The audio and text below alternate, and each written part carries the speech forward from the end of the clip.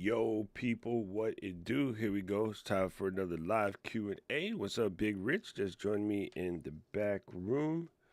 And then there's Aubrey joining us in the back room.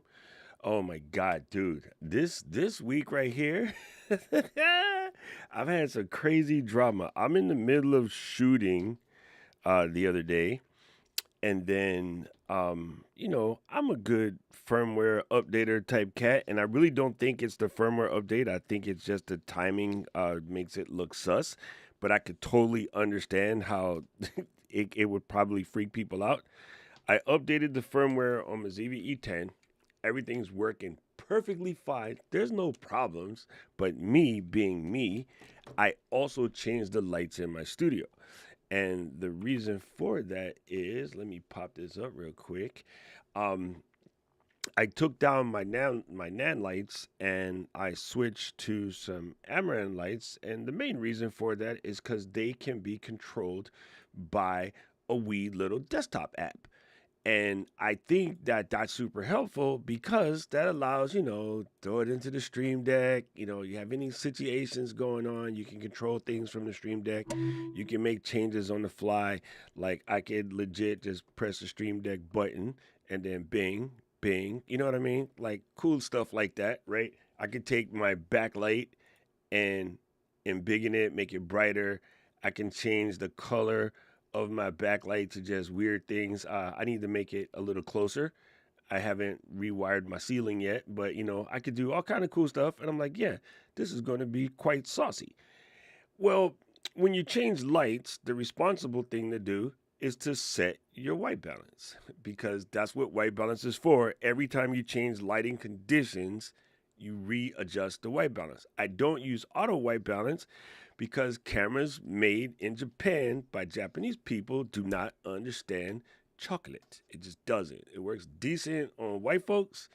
It doesn't work good on black folks. So we always look. Green is not necessarily the word, but it has like a weird tinge to it. So it's better, even if a camera has high dynamic range like the Sony's, it's better to go and adjust your white balance in general. If you also Even if you're Yakubian, if you're like me and you have weird colored lights in your office, you should definitely do manual white balance because your weird colored lights are throwing off the camera's ability to figure out what it is. And so I did that.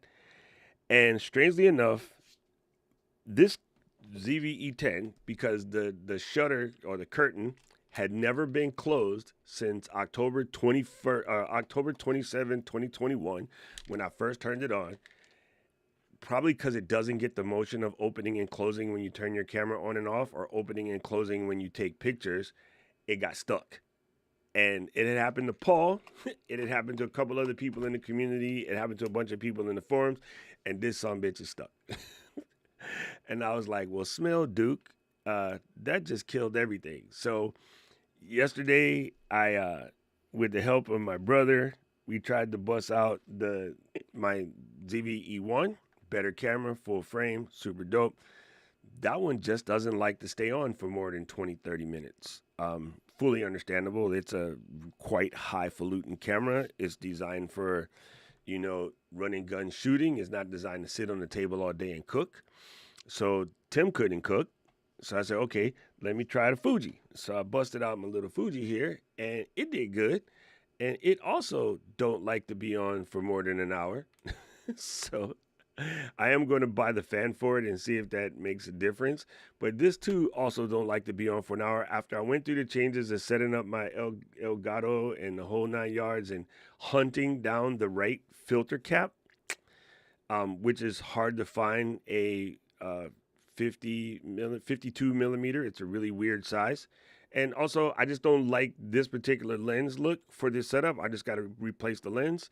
This is a dope camera though. So I'm like, oh man, I am basically assed out. But then, of course, I remembered I got my Canon PowerShot V1. So I set that sucker up and it's over there and it's doing this thing. I just haven't got the look dialed in yet. But right now, we're looking at the PowerShot V1. What sucks in the PowerShot V1? There's no threads on the lens. So I have to reconfigure my Elgato, which means I have to dig in storage and find the box that has the one that doesn't use a plate. That didn't make any sense to anybody who doesn't have one. On the back, you normally connect this to the lens. So there is a plate where I take this off and it just has a gaping hole like this. And then you're going to put that over here like such and hide the camera in it. But I have to go and recapitulate the back because you don't want light leaking from the back because otherwise you can't see good. So, a whole lot of freaking drama. And I got a busted camera. It really makes me cry. But good news is, it's an excuse to buy a new camera. I don't need to buy a new camera. I have enough cameras here to make this work. I was at MacStock last week, and I saw something that I don't think we think about enough in our streaming environment. And that was the brother did, Mike, who ran the event, he did his main camera as a camcorder. And I actually have an old camcorder that I might be able to figure out how to use that. It is 1080, but you know what? Ecamm will scale it to 4K. So there's that.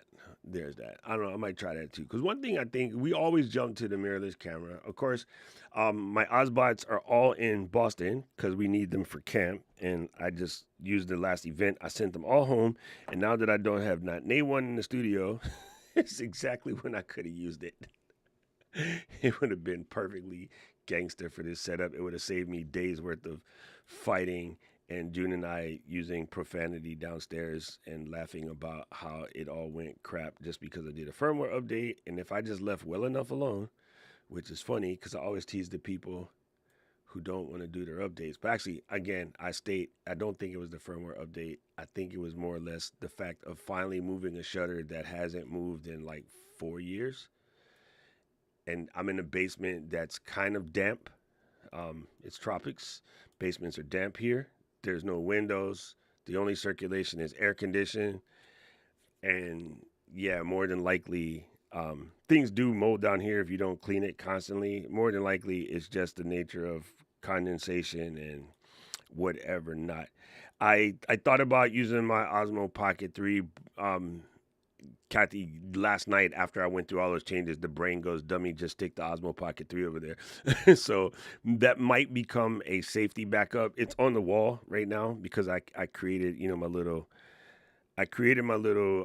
Scatus mounts for it. And so I have it mounted to the wall. And I think the reason why I didn't pop in my head instantly, one, drugs and alcohol. Two, it wasn't on the desk. It was normally sitting on the desk, but because I cleaned the desk and put it up on the wall, went right out the window. So yeah, there's that. Anyway, this is for you guys to have Q's and A's. I'm just over here bitching about life because, God forbid you can just break a camera and buy a new camera and replace it, first world problem. Stop laughing at me, Aubrey. All right. Yo, what else is going on in the world? I see everybody's popping through. What's up, Stones? Good to see you here, brother. If you have the text I sent you a while back to jump in the back, it's the same link. I'm too lazy to change it. If you want to come party with me, Rich, Gretchen, and Aubrey, you're welcome. Slide through. New stuff happened. I didn't even get a chance to play with because I've been so hyper-focused on DaVinci. ChatGPT has come out with some agentic AI situations, which might be kind of cool.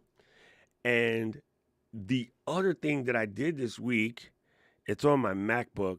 I haven't set it up here, but Rich, at MacStock, I ran into this brother, Mike Burke, and he is, keyboard maestro phenom. So we did this, here, let me see if I find it, THE, MikeBurke. It does require an E in Burke. Come on, internet, do that thing. People, close your unused tabs. They just waste Chrome memory, okay? Manchester United draw the first preseason game. Jerk faces. All right, let's go here.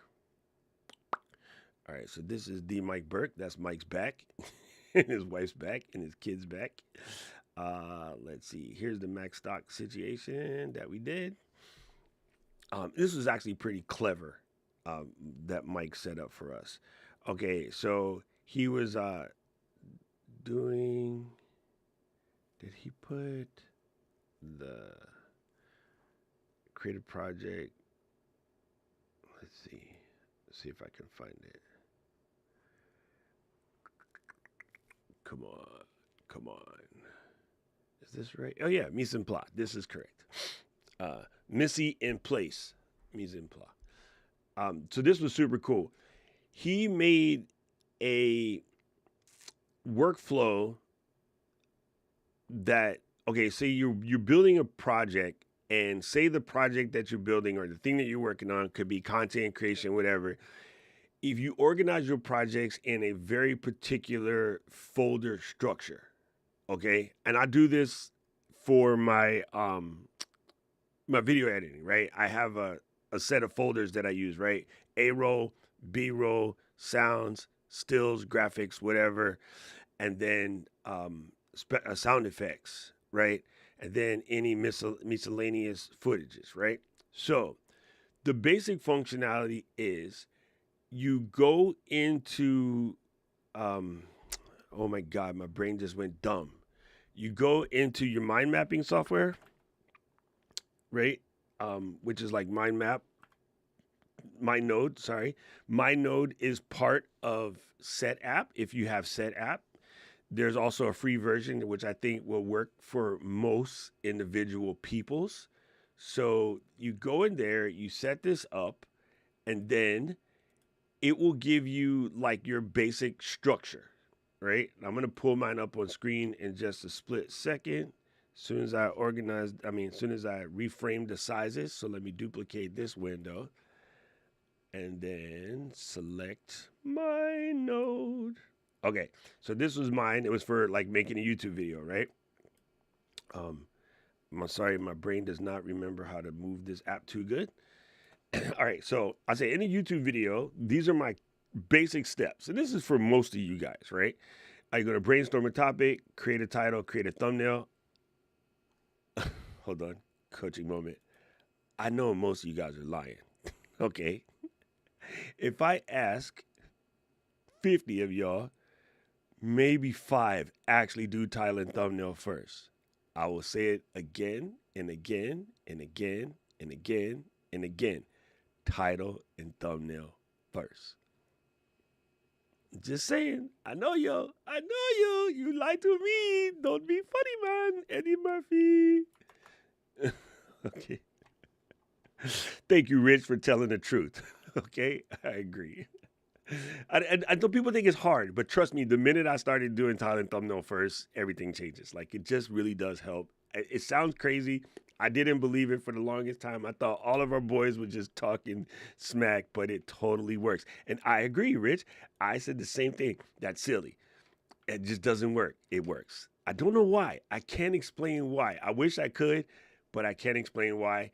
And from Pat Flynn, who I got to hang out with a long time. Okay, let me say this the other day. I'm gonna put this in a position where some things are so dumb that they just work. And I can't really tell you why, because I haven't dug that deep into it, because I, like Rich, have been fighting this idea.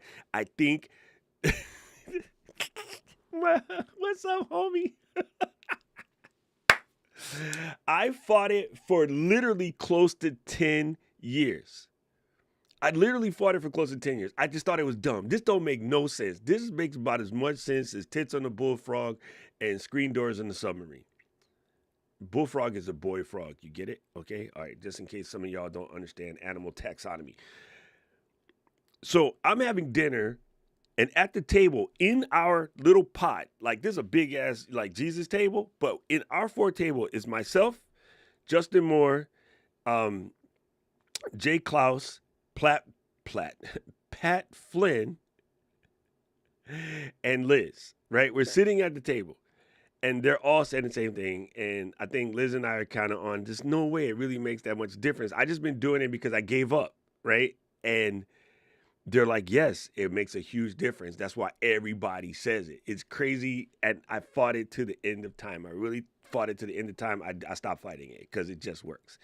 And one of these days, I'll dig in and try to tell you why. I don't know why.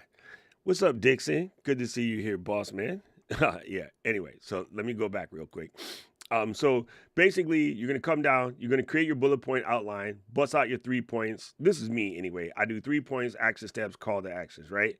So I actually did this one twice. Let me delete that one. I'll do it later. So then you go capture the video, edit the video, right? I run off Phonic. I create the wave, create the transcript, right? I create the description. And after creating the description, I might tweak the title. So that's what the create customized title. Actually, let's do this. This is probably more what I meant. And then do a optimized thumbnail. So for those of you who are struggling as to how can you do the thumbnail before you do the video, you do it anyway, and then you just optimize it after, because things could have changed, right? I think it's about having your mindset in the right place to keep you. I don't know. Don't ask me questions. Anyway, so I render the video, upload the video, and then go to optimize YouTube, share it on social, run Opus Clips. That's the basic flow, right? And so a part of that flow is I have a sheet of just topics. I have Apple Notes and Notion, and I guess I should add YouTube comments here too. All right, cool. So in order to make this happen, this is my folder structure, right? I have A roll, B roll, sound clips, graphics, URL, any titles, meaning video titles, end cards, and social posts, images that go with this. So what Mike's cool ass Keyboard Maestro workflow did, and this is psycho. Let me go to drafts real quick. And pull this up. Create. All right, cool. Let me see. This is going to be harder to get it to fit in the screen. But let's do this. Let's do this. Let's do this. Do this. Do this now. Lick it, lick it. No, don't sing that song. Do not sing that song on the internet, dude. Okay, so this is crazy how this works. In my node, if you were to select this list, right? Let's do like that and press copy. It actually copies it as a outline. So if I come back to drafts real quick, which is just my text editor, you can use any text editor you want. I've been using drafts for about 11 years. Boom, it comes out as an outline. I did not freaking know that. I've had my node on my computer since Jesus walked to Nazareth, and I had no freaking clue that you could do that. This is why you go to conferences and a session that I wasn't even going to attend because like my Keyboard Maestro skill sucks, but I did it anyway. All right, so check this out. Let's take this big ass joint. It turns out that, go away, a mind map and an outline are sort of one and the same. All right, so let's take this guy. Bingo. Wait, stay there. Okay, select it. Copy. Come over to drafts. Bingo. The funny thing is when I started using this, I started using it because all the way from school, I always said I suck at outlining. So boom, there's your outline, right? In there like swimwear.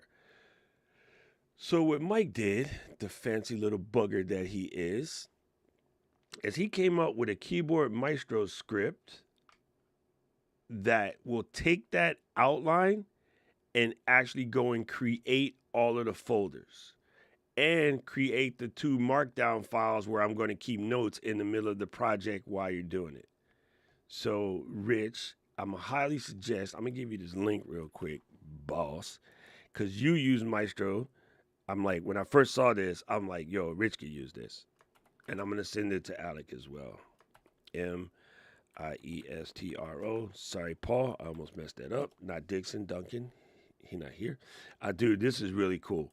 And so if you're the type of person who thinks in outlines and you want to be able to pull action upon said outlines, this Keyboard Maestro script that my man Mike came up with was like fire. And it's relatively simple to do. And you could do it with any sort of text editor, but like me, most of my Mac nerd friends, we all use drafts because drafts, you could take a note and make it do something, you know? So there's that. Anyway, that was a long, drawn out story because, he's high.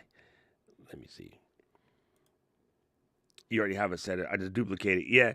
So I was doing the same thing with the duplicating. The one issue I had with that is because I do use multiple machines, and sometimes, like, if iCloud has decided to move the folders, it takes an extra step. So two things I did to defeat that, and I think it's simple, is I made an Apple script, which I didn't make. I basically took the folder structure. Here, actually, let's try it. I'll show you what I did. I'll do it live because it'll make sense. And go to the browse. Bingo. And then come to here and do chatty GP text. Right?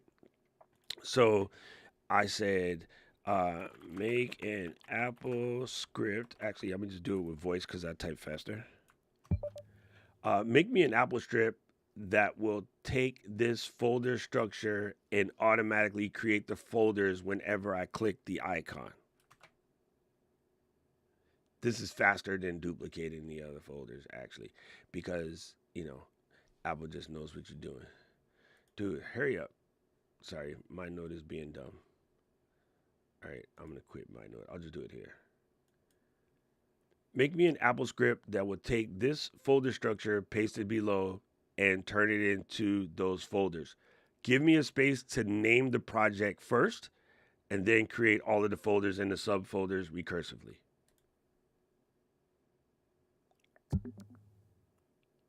All right, cool.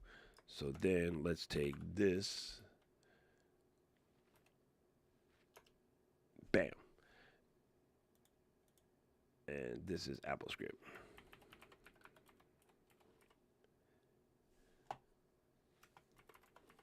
All right. Press. And it's done. You just take that and paste it into AppleScript, which is on your computer. It's on your computer in a utilities folder. You just take this exact thing, paste it in, and it will save it as an icon. And all you can do is put the icon on your desktop somewhere. I don't like desktops, so I stick it in the dock. But you just hit it, generates the folders. That quick. Like, that's faster than going to find your folders and copying your folders. Like, it's super dope. I got this on my notebook because, you just paste this script into the script editor and utilities folder. Rich said that much cleaner than what I said, but y'all know what I meant. And real quick, let me just do this so I can show you where it's at. If you do, not that, wrong command, double tap, and then SCRIP, no, wrong key, escape. Script editor. This is in your utilities folder. Just say new document. If you're the old school Mac person and you like to do crap like this, you're going to open the Launchpad, go to other, look for script editor, and launch it that way. I don't use icons like that. I just invoke Alfred or Safari, or not Safari, Spotlight to do it. Same smell. I haven't used the go find an icon, click an icon in decades. This is takes too long. Anyway, so you just paste the script in here, and then you can save it. And then when you go to do a save as, you can export it as an application, and then you end up with a little thing on your dock that just works. So actually, I think I have that SSD plugged in because Rich says it's on the SSD. Here's my SSD. See, right here. Let me go to icon mode. Icons. There's my Apple script right there. It's called Travel Master Folder, right? So if I double click that, and then I want to create, where I want to create this, let's slap it on the desk tip. And then I'm going to say choose. And then boom. So right here, there's all my folders, right? Ready to roll. Just by double clicking that Apple script.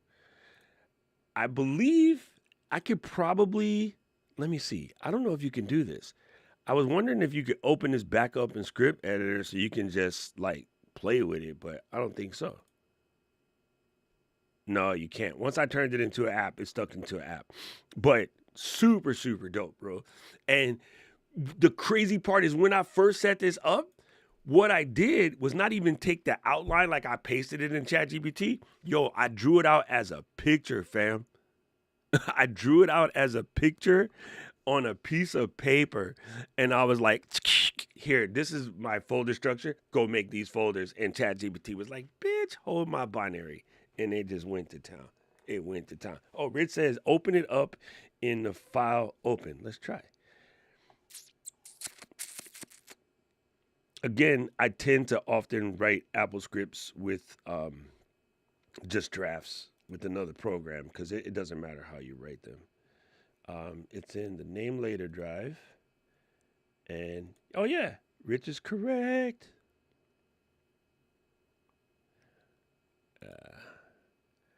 Where'd my script editor go? Why you open up on a whole different screen, homie? Yo, it did. It did. I saved it as an application, Rich. So yeah, it does open, but it turned it into binary. And the only reason why I saved it as an application was I thought about making one that was a little bit more universal and then I could just publish it as an app. So that's why mine's is weird. But you don't have to save it as an application. You can just save it as a run when I tell it to run type of joint. You could even you can even add it to, you have a drop down list. So I'm over here trying to show you stuff you can't see. So like move overlays. If I was to be here and you click this and you go down to services, you can save it as a service so that you can just have it as a right click, get action, or you can even save it as a quick action. So like I have a quick action called raw to PNG. So if ever I have a raw file that I just need to send to what the word is? What's the word? Thunderbird. What's the price? Twice as nice. Who drank the most? No, don't finish that sentence. If I have a raw file on the desktop and I want to send it to somewhere that won't accept it, like Slack. Slack don't like raw files. Then I just right click on the image real quick and go to quick action and do that. You can customize your quick actions. Move this over here. No. So I have, quick actions to extract audio and to save pictures to our family album, things like that. So there's a quick action for a remove background. It's not quite good yet, but it does get there. So in other words, if you have an image and you need to like pull out the background on this image, this probably will not work because this image is not that clean. But you can right click on it, quick action, remove background, let it think. Ooh, why did it rotate it though? Hey, it did a decent job. I have no idea why it rotated it though. That's mad silly. But, just to show you that you can do kind of random quick actions. Dude, that's crazy. Here, save that properly now that you're upright. And this.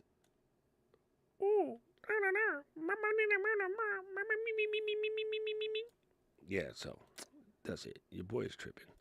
Came through tripping. Trip. Super cool. Aubrey is jumping into Logic. Here's what I would tell you to do, Ops, in the Logic game. I can do things in Logic. It's kind of semi-rudimentary, but here's what I would tell you to do. I would tell you to go into ChatGPT or whomever you use and tell it to scan the web and look at a bunch of Logic training courses and create a lesson plan that will help you learn Logic. Like, help you go down the path of learning Logic. Like, let it write the lesson plan for you. It will save you a bunch of, like, watching tutorials and like, sort of losing, where you're at. Rich, this is a good point. I think the average Mac user, unless you're old school like us, doesn't know how powerful AppleScript is. Even Apple barely talks about it anymore. But if you have repetitive tasks that you do over and over and over again, AppleScript is a life changer. In the past, it was complicated to make AppleScripts. However, there is an application in your computer called Automator, and you can just record yourself doing that repetitive task once, and it will attempt to write the AppleScript for you. If at any given point it fails on something that you don't like, nowadays you could just throw that in the chat GPT and be like, okay, here's the script, here's what I'm trying to do, and it's not working, right? I think now in Gemini, even you can screen record yourself trying to do it, and then throw that video in the Gemini and tell Gemini to write you the AppleScript to do it, because it's getting there. And ChatGPT just came out with the agent this week, so even that's going to be able to do it. So a lot of stuff that you do that is repetitive tasks, like Rich and I were talking about, moving files around or making organization folders, all of the above, you can do some of that like mad quick. What I used to use AppleScript for big time, I think why a lot of web developers know how to do it. There was cases where, like on the MLS, all the images had to be like 1024 on the longest side, right? So no matter how the image were, they couldn't be any wider than 1024. So I would take a crazy amount of photos that we took for like a real estate type joint and say, go convert all of these or resize all of these, right? And before it used to be hard to do that. And then Automator came out and you just record yourself doing it once and it can figure it out. He said, I've got one that I downloaded entire website store catalog, processed it through FileMaker Pro, edits it in BB Edit, and then uploads to Google Shopping. Whoa, dude, that's gangster. I remember FileMaker Pro, like one of my buddies is a FileMaker Pro phenom. To this day, he still consults on FileMaker Pro databases. But my old Mac store, we ran all Mac repairs in a ClarisWorks and FileMaker Pro system, and FileMaker Pro is a pretty incredible database that never got the love it deserves. Logic used it for many years. The only reason why I stuck with it for podcast editing is because I used it for many years prior to music. There are better DAWs for just spoken audio. I still like Logic, actually. The same script worked for 10 years. Damn, son. That's crazy. That's crazy. Yeah, dude, I love AppleScript when you can make it work. One of the first tutorials I made for Ecamm was how to do auto scene switching with AppleScript, because we didn't have auto scene switching yet. And it's an old video. It's on my channel somewhere. Oh, Paul had a question. It's buried. Paul. I have the Stream Deck going into the front of the van. I have 2 cameras. Would I be able to run a Thunderbolt USB hub so I don't have to run 3 separate cables back to the Mac? Yes, the answer is absolutely. Let me grab one of my gangster extras. Dude, after trying to rearrange the studio, my drawers are jacked up. Not that drawers. Those drawers are jacked up. I haven't had clean drawers today. Okay. So this is the Anker version. You're going to put this in the front. You're going to plug it into your power source, or your mains, as they call it across the pond. And this is going to give you 3 Thunder Biscuits, right? Then you're going to take this one cable and run it back. The biggest problem that you're going to have, actually, let's make this simpler. The biggest problem you're going to have is Thunderbolt cables max out at 2 meters. So unless you got to run less than 6 feet, this could create some drama. However, Stream Decks don't require a lot of power. I'm thinking like 5 watts max, right? This guy, each one of these ports is 40 watts. So that's why it comes with a 150 watt power supply. You could do it probably with a regular schmegular hub that's powered. Like, you don't have to get one that's straight gangstar like this, but you want one that does have a power supply. So, in my drawer of things,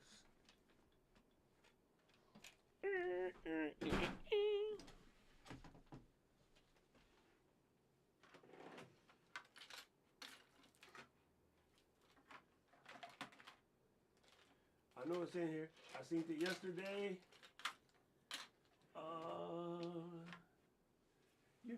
I don't have it. It's probably in my. Oh, this one's dumb.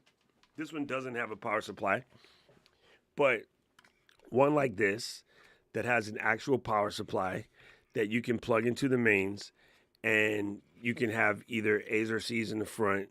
That should work because at least with a USB cable, you're good for 10 feet on a regular cable, and then you can buy an active cable, which is probably like 30 or 40 bucks. But an active cable will get that USB cable out to like 15 feet. Actually, longer than that. But that would be the answer. Is in theory, you don't need Thunderbolt because it's not pushing enough data, and the longest long cable you can get with one of these is 6 feet. Actually, Apple sells a $150 cable, but that would be dumb. I think the $150 cable is 3 meters, 9 feet. But yeah, that would be it. Depends on how far the Mac is away. Kelsey. Are you worried about AppleScript future since yeah, 100%. 100%. I still want them to make Spaces scriptable like Finder tabs. I have to use GUI scripting for Finder tabs. 100%. Like AppleScript hasn't been touched in a while, but Automator can still do it, and you can do some scripting that way. I think the other thing that's actually kind of cool, Kelson, first of all, thank you for coming through. Now, without knowing a lot of Xcode, you could just give your project plan to Claude. Claude's much better at programming than ChatGPT, but you can give your basic project plan to Claude, including your older AppleScripts or your older Automator task, and say, this is what I'm doing. I'm currently using AppleScript, but I want to change this into Xcode and turn it into an Xcode app, and it will get you there. I'm pretty positive it will get you there without you having to know how to do a lot. It's 4 meters. I'm connecting a Tiny Plus Tail Air plus Stream Deck. The Thunderbolt would be the right application, but I just don't think you can get a long enough. I don't know if you can get a 4 meter cable. But although you're not sending anything that's quite heavy, you might be able to get away with a USB 4 cable because they are 240 watts and 40 gigabits per second. 240 watt, 40 G per second USB cable. And then we want to try 4 meters. I don't even know. Oh, that's 5 meters, dude. I don't know if it exists past 3, but let's try.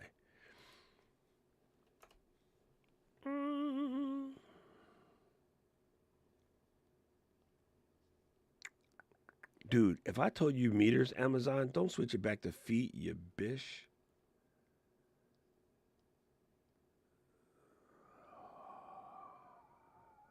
Let's go check the Apple one.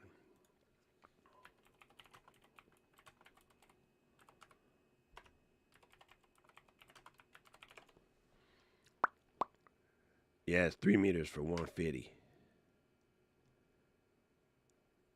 So, unfortunately, the crazy expensive, the way that you would have to do it would be like stack these.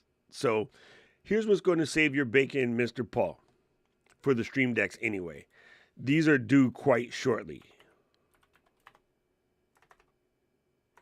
Oh, God. These are due, I think, in the next... He said, if I use Amazon UK, yes, the meters probably would stick. Good idea, Kevin. That's actually brilliant. Stream Deck. Da, da, da, da. Hide for now. And then I said Stream Deck. Okay, so this is coming up real quickly. This allows you to connect the Stream Decks via network cable. So you would buy a cheap $20, $30 router, because you're not really worried about the internet in this particular case. And you would connect all the Stream Decks to these, and then you would just use Ethernet cables, and that covers the Stream Decks. For the OBSBot, they also can connect by network because that's how we did it at Card Party. We had OBSBot like halfway across the room, but I ran a 15-meter network cable. So if you said, I think you said tail air, man, people, the pop-ups though, I'm going to tell my boys, y'all need to put a freaking cook in it. Actually, I don't even need to do that. I got it sitting right here in the drawer.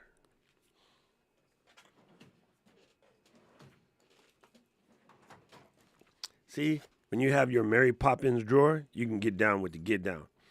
This is Ethernet, right? So you plug a network cable in that side, and you plug this into the camera. And you can put the camera 300 feet away from you because it's using the network. You know what I mean? So, right.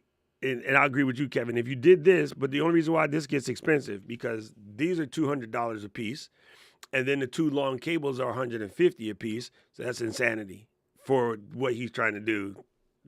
The tails and this guy, because this uses an Ethernet cable, and then the Stream Deck network modules also work. It with all of that work too, and it sounds crazy. It sounds really, really crazy. It might be easier to get a M2 Mac Mini for $200, $300, and run them all into that and turn NDI on and send it NDI back to the other computer because the cabling for this particular process is kind of expensive. It sounds crazy.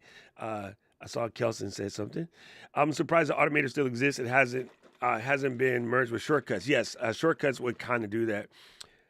Do you think they're keeping Automator around for legacy support? 100%, because in publishing especially, I speak English, I swear to you. Publishing especially, and then in a lot of sort of machine control, Automator was big. And I think they still have to hold it there. The other reason why they have to hold it there, I think, is many apps are being lazy about shortcut support, is they wanted to see if shortcuts was going to take hold, which it has. And so hopefully more and more apps get shortcut support. But like Ecamm, we have shortcut support right here. I don't have it set to do anything, but we have when live opens, I can run any one of I got a lot of shortcuts. I can run any of those. When the broadcast starts, I can run those. When the broadcast finishes, I can do those. When Ecamm Live quits or when the super chat arrives. I did something.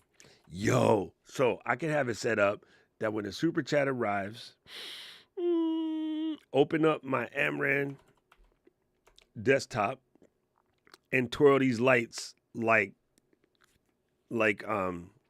Justice on the main stage and Lexus on the shower stage. And if you get that reference, Paul, you're a bad boy. So yeah, you can set up something cool like that. So that's actually super duper radical.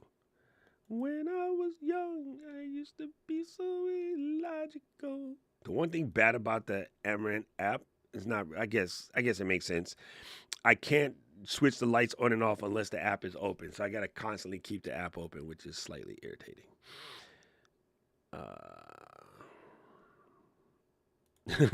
Yeah, you don't need a super fast to run a Stream Deck to a hub. Party time. Oh, you know what else, Paul? Which is right up your alley as well. I think I mentioned this before, but I understand that your age might have allowed you to forget this. Stream Deck also has a new Stream Deck coming up. I think they're available now, to be honest with you. It might be worth getting one to check it out. These are the Stream Deck modules. So these are Stream Decks with no bodies, right? They're just Prezi Preen Jane, right? So what you can do with these is because they don't have any bodies, you could probably take this and retrofit it directly into your dash. You see what I mean? Because it's missing all of the plastic and crap. So you can just go to town or, devise something in your brain and send it to Luis and I, and we can 3D print you something and then come back. You know what I mean? Yo, this I never heard of before. But I do have problems with my Stream Deck and my CalDigit sometimes. Kelson says, speaking of Stream Decks, do you have a problem of the Stream Deck screens always showing the Elgato logo when backlit, when idle? Both of mine do that. No, mine doesn't. But yeah, it seems like that would be power leakage coming from somewhere that would cause that to happen.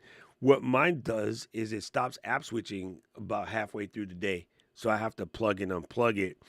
So I'm thinking about getting one of those Raspberry Pi USB cables that has a power switch on the USB cable.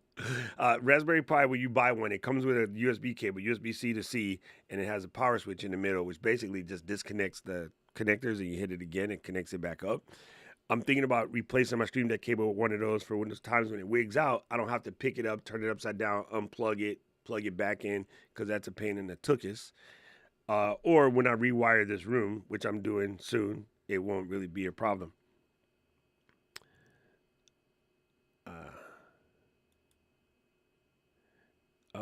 Where did Gretchen said something? Did I miss it? Oh, question. Could I use the Apple script on my laptop to automatically move most of my windows to the second monitor? No, but you can use Moom. Moom is cheap. I think it's like $8. And there's other options to Moom. We just all love Moom, but you got Magnetic. There's a bunch of different screen movers out there. So I'll give you I'm sure everybody's done this before, but for anybody who's new, I'll give you a demonstrative situation. So I don't like this because I am a Virgo, and this right here just makes my face hurt when I go to people's things and they have it all like this, but I hit Control U, bam. Right? Because I have Moom. So if you go to Setterings, so Moom can do all myriad situations. Another thing that I use Moom for all the time is when I got the browser and I want to share it in my browser window, I don't use it this small. I am normally more like this, but I hit Control 1, it goes to 16 by 9 so that I can share it properly, right? If I were to bring drafts over here and make drafts like this, but I want to share it, I just hit Control 1, it goes to 16 by 9 so I can share it properly. So I want to say Moom is like less than $2.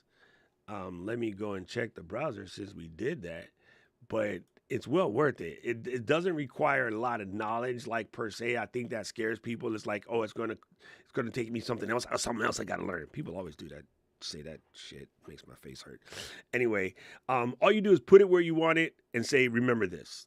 That's the hardest part about it. Put it where you want it. Say, remember this. So you could put all of your monitors, all your screens on monitor 1 and do like, Control 2. And then you could put all your screens on monitor 2 and do Control 3. I'm gonna tell you to see Control 1 so you can get things to 16 by 9 because it makes it easier to share. That's one I'm gonna tell y'all to keep. I made it up, but it's dope. But you can move them any which way you want. And so I know like Paul and Alec and others, they have one when they're doing the Zoom guests.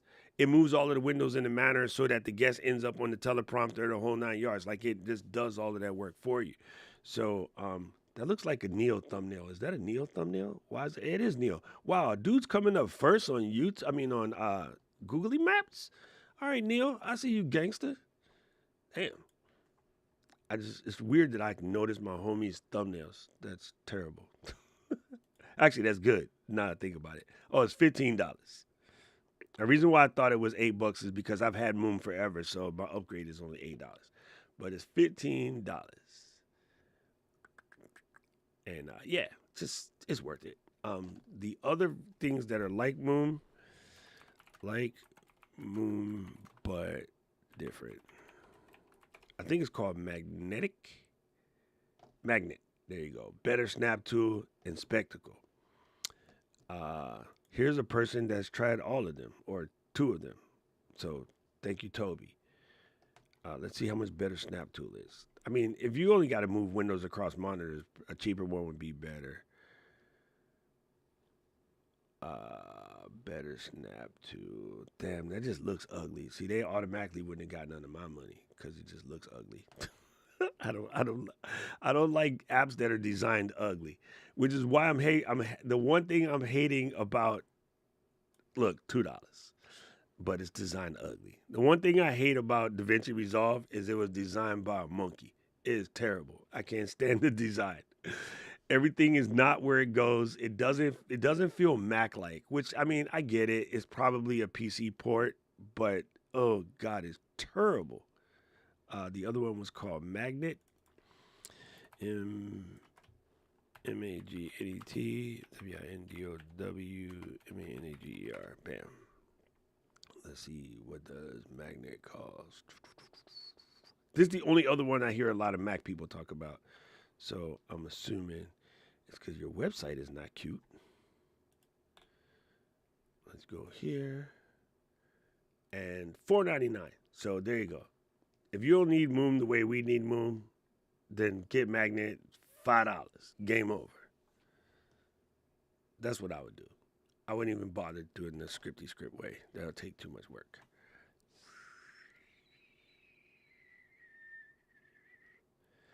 Took a small break from planning my Saturday live stream. What is up, man? Good to see you. Monitor is plugged into the couches along with my stream decks. Also has a backlit all the time. That's weird. That's really, really weird. Oh, yeah. I have my stream deck as a custom screensaver as well. It's a really dumb thing for me. Twill said, T-Will, sorry. I have that same problem. It's the USB hub for me. I just unplug and then replug it too. Yeah, it's super irritating. Yeah, the power switch thing, I bought a USB A hub. I haven't hooked it up yet with the power to see if it solves that. It's really trippy. Like, it was one of those weird yeah, for some reason, I believe it came with my Raspberry Pi, but I've used it for other things that, require shutting on and off a lot. It's just a USB-C cable with a power switch in it, and I'm pretty sure you can find one on Amazon for less than $5. It's worth a shot because the Stream Deck is a keyboard. It doesn't require a lot of power. It doesn't require a lot of data movement. So, I mean, that used to come with USB-C A cables, right? Which are USB 2.0. So, yeah. Rich says, you can right-click on the app icon from the dock and move it to another monitor. I have found it to be not not as good. But I know what you're saying, right? So you come down here, and let's open up, let's use QuickTime for a second. So here's a little QuickTime file, just a little sound file that I had. What Rich is saying is you can click here, and then you can do the options and display on desktop too, right? And then that moves it over. I have found sometimes you click on the dock and you don't see that. I don't know why, but yeah. In theory, when you say assign it to a desktop, it should remember that when you open and close it. So I just moved my node over here. That's Moon, wrong icon. Why you not come to the front? Oh, you know why? Because Ecamm is in the way. Let me move the camera switcher and move this. And then open my node. See, my node is, oh dang, it went way the heck over there. Okay, so let's quit this.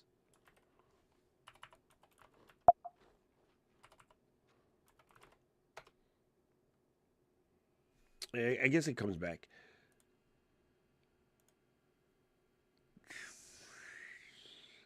I find this to be faulty though, because there's many a times I open Ecamm and Ecamm will open on this monitor, which is way the hell over there. And when it happens at the worst time. But luckily with Moom, I just hit a button, it all moves to where I want it to. And I really don't know why it does that. It's super. I think what happens, similar to the way cam links get shuffled around, when you start and stop your computer, the order that things power on when they boot up. So if you're recovering from a power failure, everything shut off.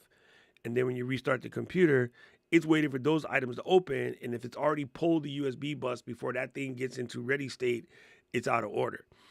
If you're just restarting your computer and everything else is on, it should come back exactly how you had it because everything is already in the ready state. I think that's what goes on. It's complicated. And the fact that you can't name USB items and make them always land in the right spot is just super dumb. Moom is Minitrix. Minitrix, Minitrix, Minitrix. Come back, come back, come back.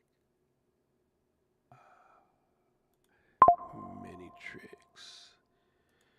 Come back. There you go. So, Hunty asks, do you have a link for Moom? Why, yes, I do. There you go.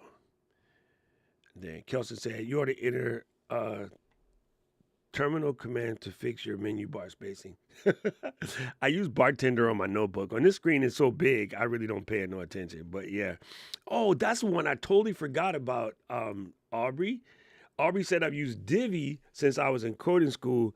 Left screen for coding, right as the web page. Yeah, Divi was one that I used before Moom. That was my go-to app before Moom came out. I completely forgot about Divi.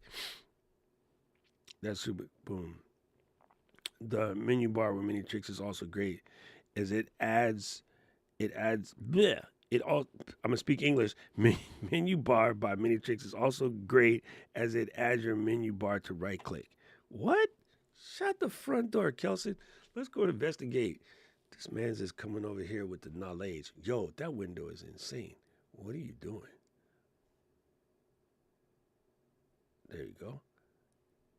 That was weird.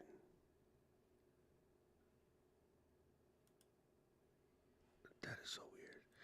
I don't know why you do that. All right, so we go to Minitrix, click on apps.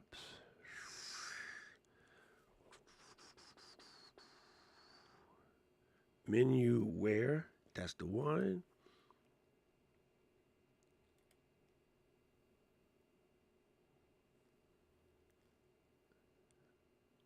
Oh. Oh, I see, said the blind man.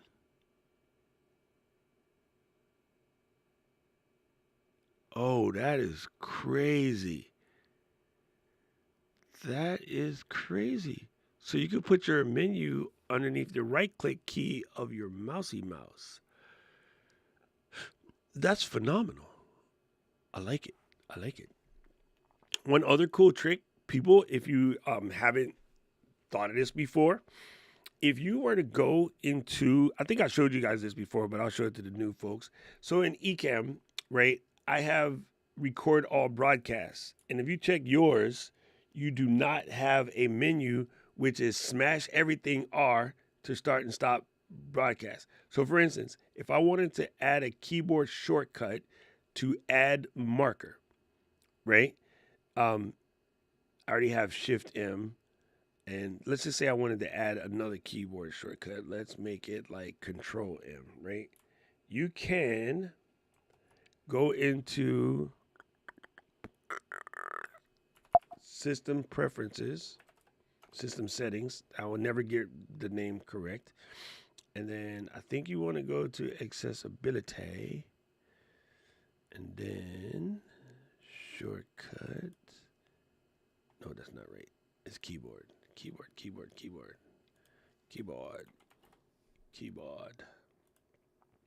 Okay, and you want to go to keyboard settings.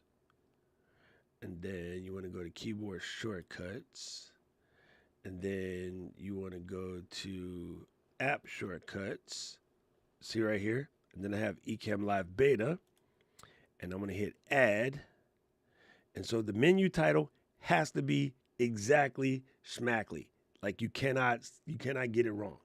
So you go into here and you want to say add marker. I cheat because I have Text Sniper. Oh, you just messed up. Anyway, you can copy it from there. So go here, menu title, and you go add marker. There you go. And the keyboard shortcut is going to be Control M. And so now, if that worked, hey, you didn't show up. There it is, though. See it? See it now? There's Control M to add a marker. So let's stay zoomed in. If I go Control M,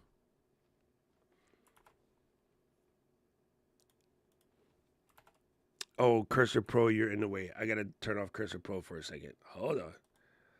Quit. Or change my shortcut to something else. But boom, see where it says marker added right here? So you can add keyboard shortcuts to any app that doesn't have something, but it's something you use all the time and it's way down up here in the menu and you just need to get at it quick. You can do that. These won't work when we're live, but you could take anything that's in here. Like for instance, Scenes doesn't have a shortcut key. You can add a shortcut key to anything that's in here that doesn't have what you need. Just go add a shortcut key. So there's that. I will go to my Ecamm Live beta, and it's really weird that maybe you got to open it again to see the one I just added. Oh, that's so weird. Anyway, I can go fix that later. Probably once I restart, it'll come back. But yeah, that's cool. Being able to switch layouts is super, super quick. Yes, 100%. All right, gang. I gotta teach class, so if y'all got any more questions, you got a couple few minutes to slide through, get it done, and then we're gonna have class in about an hour. People, Aubrey, while you making muscles over there? I actually like. Wow, I don't know what I just did, but it wasn't cool. Oh man, here, let me put back Kelson. I'll read this out as I get it straight. Kelson said, do you think system settings is a downgrade from system preferences? It seems to me like putting the iPhone interface on the Mac is a step backwards. It's been long enough to be unbiased, right? Actually, Kelson, I like it better because what I think Muggles didn't do, and I'm sorry, I've been using Apple since day one. I used to work at Apple, so I know where most of the things are. I also knew that in the old methodology, there was a search box up there. I think so many people, even with the new version and on the iPhone, don't realize that the search thing is at the top. So when you're trying to find a setting and you're kind of uncomfortable rooting around in there, and you just watch me do it. Actually, it's muscle memory to me, but I think more people need to get their head around this. This in a straight line, I can see where it does seem a little weird because when it was laid out the old way, you had, all your boxes in a row and they were organized by types of things that you would do, which they still are, but they were also in alphabetical order, which they still are. So when you look at it from, sort of this layout, I am silly. I am talking to you guys about the sky. When you're looking at the old method, which was sort of this layout here, it was easy, but I guarantee you, I used to send muggles in there to adjust something, like when I worked at the Genius Bar, and they be looking for it. I'm like, they're in alphabetical order, and they're still looking for it. The mouse is all over the place looking for it. I'm like, they're in alphabetical order. So when you go to network, it's the third one over because it's in alphabetical order. People could not wrap their head around that. They would just hunt. And I'm like, you could also go to the search bar at the top and type in network, and it will glow which one you're supposed to press. And they were like, I can't see it. And I'd be just like swearing on the other end of the phone. What the? So in a way, because so many people have experience with iPhone and iPad, the ability to just come in here and then just do net, and it takes you to your networking choices, but it also gives you all of the list. I think it's actually easier because on the old version, if I was looking for net BIOS and I typed in net, it would just glow the closed icon. And glowing the closed icon doesn't necessarily tell the people what's buried under that icon. So coming from a tech support standpoint, which I did for, unfortunately, 10 years, yelling at people on the phone under my breath while I was being nice, I was like, well, what are you stupid? Okay, let's do this again. Click on System Preferences. And we're going to look for the networking icon. It looks like a little globe. I don't see it. Read every icon to me on the screen in a straight line. What are icons? Like, these are real conversations. This is funny. I know this is old. You don't look that old from your icon, but there's an old joke about somebody calling tech support and saying they can't get this thing to happen because it keeps telling me to press the any key and I can't find the any key. And that sounds ludicrous, but trust you me, that's real. I've had that more than 100 times in my tech support days. I can't find the any key. That is no joke. That right, Aubrey? That is a real thing. Aubrey's in the back chat cracking up laughing, but it is a real thing. Oh, bro. I did both, dude. I did in the store, which is worse because you get yelled at, and then I've done it on the phone for various things. Because sometimes they get their computer back, and they're at home and they're trying to put some setting back, and the floor is busy. So what the store will do is pass you to the genius that's working in the genius room, and normally there's two of us back there, and we got to sit there on the phone and walk people to get their stuff back in order. It's crazy. It's crazy. Uh, yeah, I haven't had that happen. If, I would love to know an example, but I still know people there, so I can I can tell them, hey, this one's not working. This is definitely sorry. Kelson said it seems to be that there's no rhyme or reason to where things are in preferences. Search is still pretty bad since I searched the exact word of the setting and it doesn't show up. I myself haven't had that problem, but I have had that problem this week in DaVinci Resolve, and it drives me freaking insane. Like I'm like, I know this is here, but I can't find it. Minnie said, my any key was the letter A. Yeah, I just reached for whatever was the fastest on the keyboard. I think I probably pressed Z because it's just there. My right hand is on the mouse. Um, he said, I'm not that old, but I've been a nerdy Mac user since I was 5 or 6 years old because my dad did tech. I've been watching Mac Break Weekly and Twist since I was under 10. Oh, so you know me. Oh, I'm sorry that you have to put yourself through that. You shouldn't do that. There are better things for a 21-year-old kid to watch than watch me say stupid stuff on those shows. I appreciate you for coming through today, man. It's great having you here. That was really cool about going to MacStock is I got to see a lot of my old buddies from when I worked at AOL for TUAW, and that was absolute fun hanging out with Brett Terpstra and Mike Rose. It was quite incredible. Anyway, guys, I'm gonna run. I gotta go get ready for class. Gretchen and Paul, Aubrey, I will see you guys in class. I quite thank you for coming through.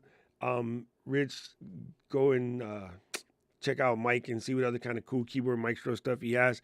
He had a lot. This other lady that we met at Macworld, well, I know Brittany from before, but Brittany Smith, she has entire treasure troves of really cool stuff doing in Keyboard Maestro. Like the two of them made me dust off Keyboard Maestro because the only thing I've been using it for is YouTube shortcuts. You know how Alec made the Stream Deck? So you can like watch a YouTube video and speed up, slow down, jump around. That's basically all I use it for.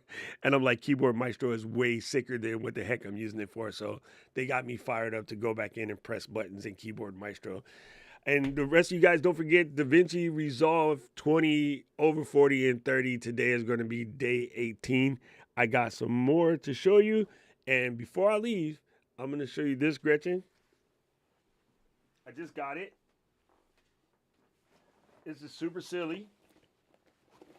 And this goes under the category of nobody needs one, but I needed one.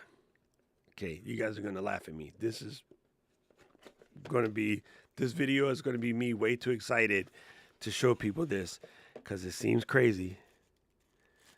And yes, I'm going to redo the unboxing, okay? Nobody snitch. And the winner is...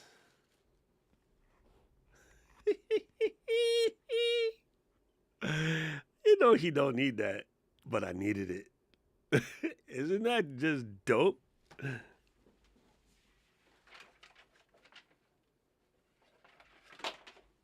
Yes, I have Mac Minis in Pelican cases. So what about it?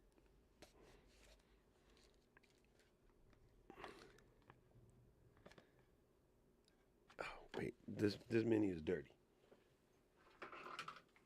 I'm also the weirdo that cleans my computers a lot. Do you guys clean your computers? Do you wipe all you polish the silver? I do. Don't ask me why. Okay. Oh, it's a tight fit. It stretches.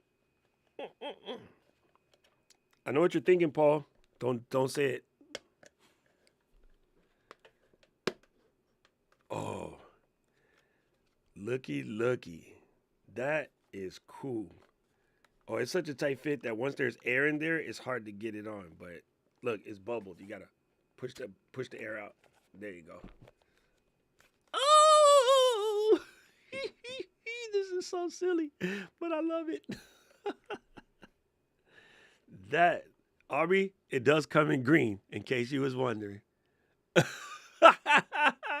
right, family. You guys rock. I'll see you soon. Love you. Bye.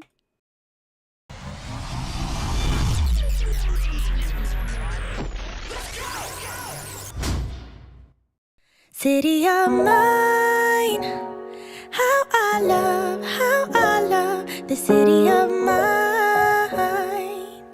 It never gets me down.